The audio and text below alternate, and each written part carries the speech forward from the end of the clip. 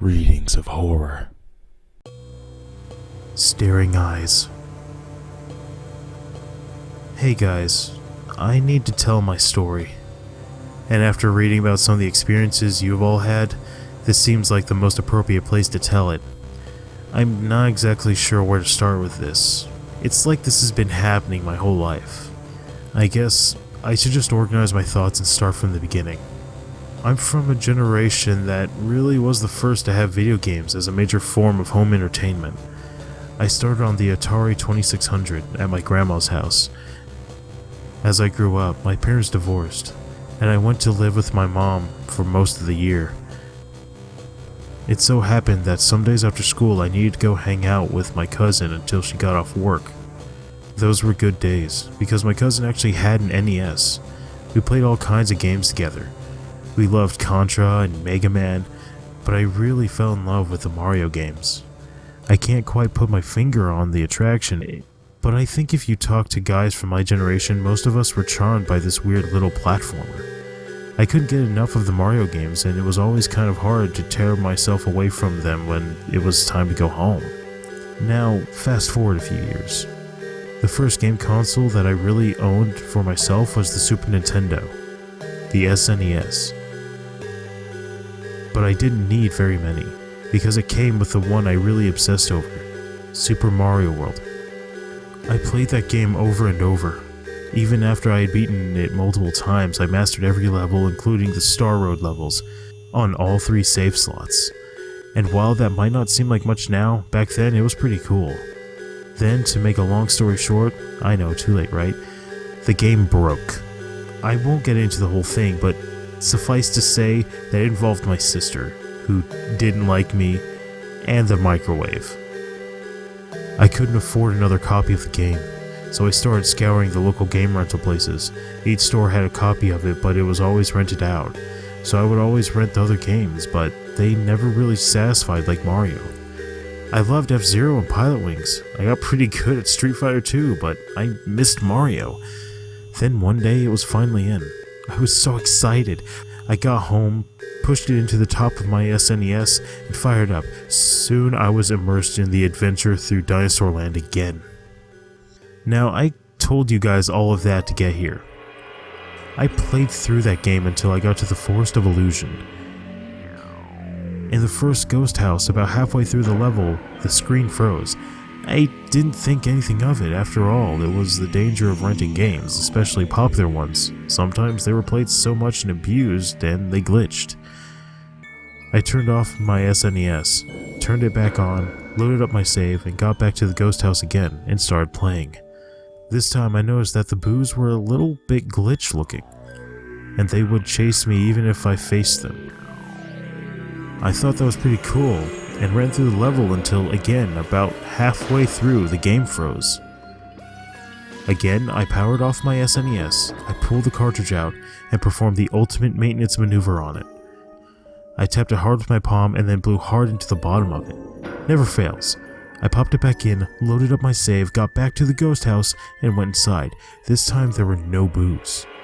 I'd made my way to the point it kept freezing on me, and sure enough, Mario froze in place, but this time a circle of boos appeared and spiraled in to take Mario out. As soon as they touched him, the screen flashed several times, and I don't know what I saw in those flashes, but I remember dark shapes and white eyes. Weirded out a little, I turned off my SNES. I hit the eject button, grabbed the cartridge, and immediately cried out and threw it across the room. The thing was burning hot. My fingertips were red for several days. I decided I was just going to leave the game where it was for the night. I wasn't touching that thing again for a while. The next day at school, I met up with my best friend Joey. We talked for a bit and I showed him the burn marks on my fingers. He looked at them for a long time, then he gave me this strange look. He told me he had to get to class, and then walked off. Later in the day, when we would usually meet up and go home together, he was nowhere to be found. I got home, gingerly touched the game to make sure it had cooled off, and then told my mom that I was going to take it back to the rental place. When I got there, I told the clerk that the game was glitchy, and he told me he would get it checked out. I never saw that game on the shelf again. The next morning, a Friday, when I woke up, my sheets were covered in sweat, Both of my pillows were on the floor and I tried to remember my dreams, but all I got were flashes of dark figures staring at me.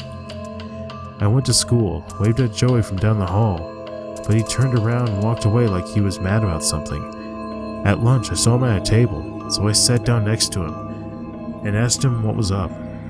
He stared at me for a second with rage in his eyes that I had never seen before. He told me I knew exactly what was up, and picked up his tray, stormed off, and from then on, never spoke to me again. Ever. I walked home alone again that day. That night, I dreamed of dark figures again. This time I could remember a little bit more clearly. I know there were 3 of them. I know they didn't move. I know they stared at me with those white eyes. Let me fast forward, because in essence, I had that dream every night for about 2 weeks. Every day when I went to school, I would try to find Joey, but he was avoiding me. The dreams never stopped, but over time, I've gotten used to them. I've never been able to make friends since that day. As soon as I get close to someone, they get angry at me for no reason, and they leave. Once I waved at someone that drove by, and they met me a few minutes later and pushed me over, accusing me of flipping them off. Once I tripped in the hall, and all of the books I had been carrying fell out of my hands, and everyone around me started kicking them as far away from me as possible. I was slammed into lockers, ignored by girls, and even teachers seemed to have some kind of problem with me. At home, I just hung out by myself playing video games. I'd go to sleep at night. I woke up to find things were different than they were when I went to sleep. Maybe the television would turn on, or books would rearrange themselves on my shelves. Once I woke up to find all of my action figures were spread out over the floor. Once I woke up in the middle of the night, and my sister was standing there staring at me, not moving. I was too scared to tell my mom about any of this. I just knew I was going crazy. Eventually, summer break came, and it was time to go visit my dad for a couple of months. Nothing strange happened during that time except for that reoccurring dream. But when we went back to Mom's, it was a completely different apartment complex. Literally, she had moved. She told me she just didn't like that apartment anymore. And so we lived somewhere else. Other than the dreams, all the weird stuff seemed to have stopped. I was in a new school, I had new teachers. Surely I would make some new friends, right? But no. No one would associate with me. No one was violent or anything. They pretty much just acted as if I didn't exist. It's funny what you will eventually get used to. For years I had the same dream.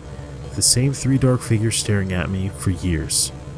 I was never able to hold onto a friendship. But over time, I just adapted. Who needs friends? I devoted more and more of my time to sitting in my room playing video games.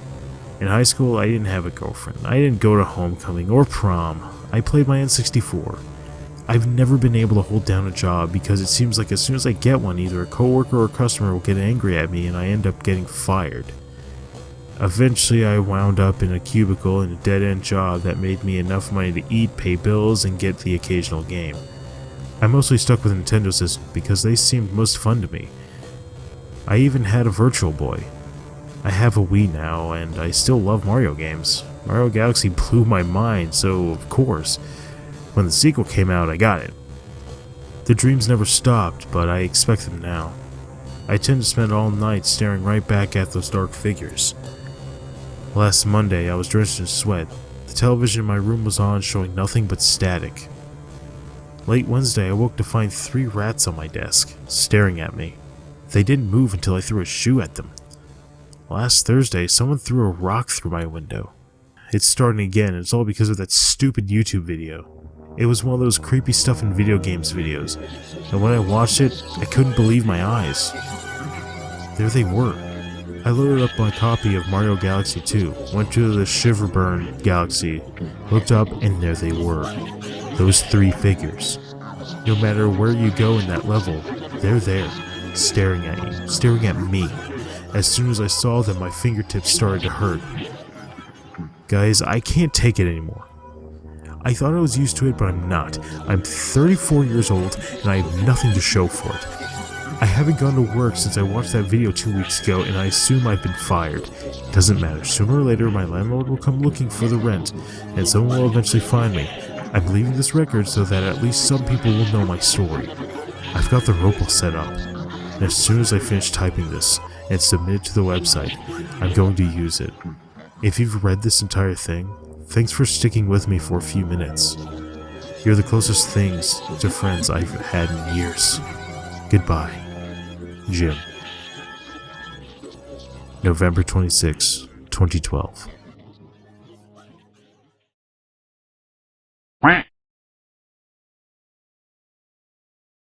This seemed like the most appropriate place to as I grew up, my parents divorced and I went to It so happened that some days after school I needed to go hang out with my cousin until It so happened that in some days after but think of it But I think if you talk okay. But I did not expect this to all of a sudden be a gaming creepypasta. Holy crap. That came out, and it feels like it came out of nowhere from a title with staring eyes. Starring eyes? Staring? Whatever. Stare. Whatever. How dare you? How dare you? Not the classics. I couldn't find another copy of the game, so I started scouring the in the first ghost house, about halfway through the level. I thought that was pretty cool, and ran through the level again. Damn it! Every time. Fuck. And ran through the level again. Damn it! Until I tapped it hard against my palm, and then the ghost house and spiraled in to take. Once I waved at someone as they drove by, and they met me a few minutes later. Come on, mouse. At home, I just hung up out. I'd go to sleep at night and wake up with a few things. I would go to sleep at night and wake up with things. God damn it. To find things were different than what they were last. Damn it. I need to chill out.